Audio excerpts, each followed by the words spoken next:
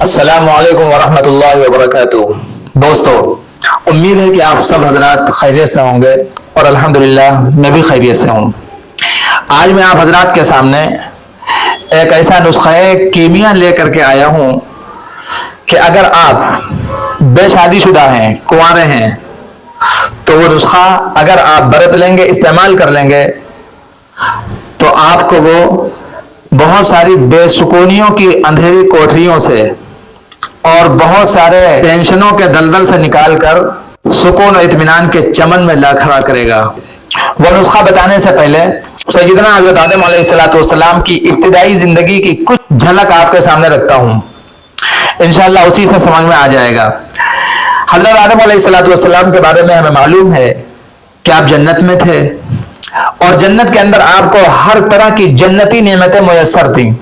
اور ہر طرح کی راحتیں آپ کو ملی ہوئی تھیں، لیکن آپ کو تنہائی ڈستی تھی اور اکیلاپن آپ کو ستاتا تھا۔ اس لیے اللہ رب العزت نے حضرت آدم علیہ السلام ہی کی بائیں پسلی سے اماں حوا علیہ السلام کو پیدا فرمایا اور پھر اللہ تعالیٰ نے آپ کا ان سے نکاح کر دیا۔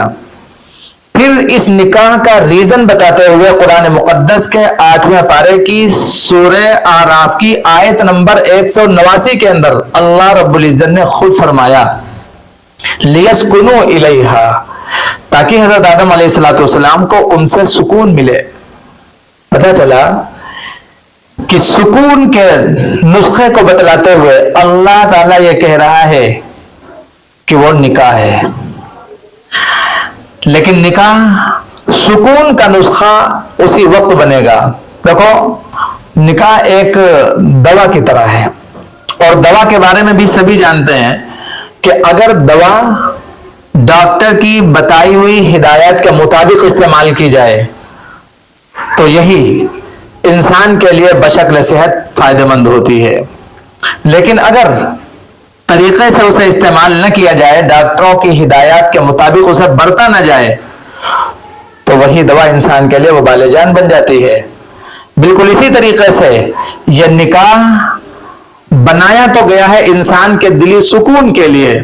لیکن اگر اسے آپ صلی اللہ علیہ وسلم کی ازدواجی زندگی کے مطابق اور آپ کی ہدایات کے مطابق برتا نہ جائے تو پھر یہ نکاح ہمارے لیے باعث سکون نہیں ہوگا بلکہ باعث